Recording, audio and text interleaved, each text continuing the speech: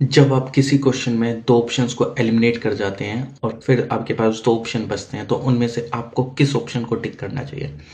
देखो कई बार क्या होता है कि आपने जो सोचा है आप फिर वो दूसरा ऑप्शन लगा देते हैं। दूसरे व्यक्ति ने मतलब जस्ट लाइक जैसे ए और बी, आपके दो ऑप्शन बचे हैं, किसी ने सोचा कुछ और, उसने ए को एलिमिनेट कर दिया तो बी आंसर लगा दिया, और आपने सोचा कि बी को एलिमिनेट कर दिया, आपने ए लगा दिया, क्योंकि उस टाइम पे दो कंसेप्ट तब भी चल जाते हैं।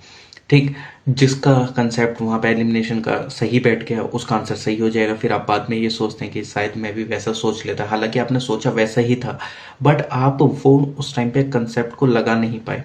मतलब जस्ट लाइक कि आप दो ऑप्शन में बच गए बट दोनों ऑप्शंस के लिए अलग अलग कंसेप्ट चल रहे हैं कि इसको ऐसे एलिमिनेट करा जा सकता है, नहीं इसको ऐसे एलिमिनेट करा जा सकता है।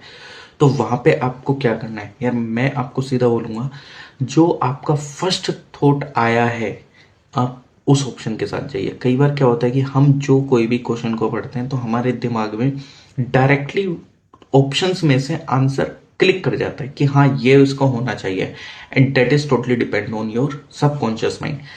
जो सबकॉन्शियस माइंड में आपके नॉलेज थी वो उसके बेसिस पर अब क्या करते हैं कि जो हमने सोचा होता है वो हम नहीं लगाते हैं, और जो हमने कंसेप्ट कंसेप्ट लगा के ये सारी चीजें सोच के जो हमने आंसर निकाला वो एट द एंड अगर आप देखेंगे मैक्सिमम टाइम गलत हो जाता है।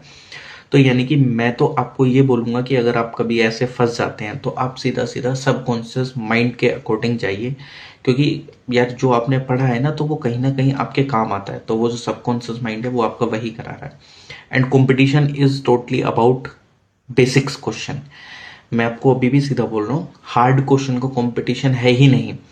अगर आपने बेसिक क्वेश्चन गलत करें, आप कोई भी एग्जाम दे रहे हैं, चाहे यूपीपीसीएस दे रहे हैं या ए टू जेड कोई भी एग्जाम दे रहे हैं, तो आप के चांसेस हैं कि आप उसकी कट ऑफ से ही बाहर हो जाएं।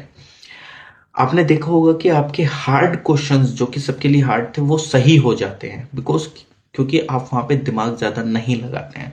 आप बेसिक्स क्वेश्चन गलत कराते हैं क्योंकि आप वहां पे कंसेप्ट आने के बावजूद भी आप उसमें इतना ज्यादा अपना नॉलेज लगा देते हैं कि आप वो क्वेश्चन ही गलत कर देते हैं। तो competition is all about basics question को आप कैसे हैंडल कर रहे हैं। कंपटीशन इज नॉट अबाउट कि आप हार्ड क्वेश्चंस को कैसे हैंडल कर रहे हैं। हार्ड क्वेश्चन सबके लिए हार्ड है, बेसिक्स क्वेश्चंस को गलत मत करना। यह आपकी सबसे बड़ी गलती होती है किसी एग्जाम को ना क्वालिफाई करने की। हार्ड क्वेश्चंस को आप करो बट एट द एंड में जाके करो, क्योंकि यार कोई भी एग्जाम है वो इस तरीके के क्वेश्चन देगा जो कि आपको फंसा के रखे। उसका काम है कि आपका टाइम वेस्ट करना, उसका काम है कि आपका कॉन्फिडेंस को डाउन करना, और आप वही गलती करते थे उसमें फंस जाने के बाद। तो आई होप कि आप इन चीजों को ध्यान रखेंगे। बाकी all the best for your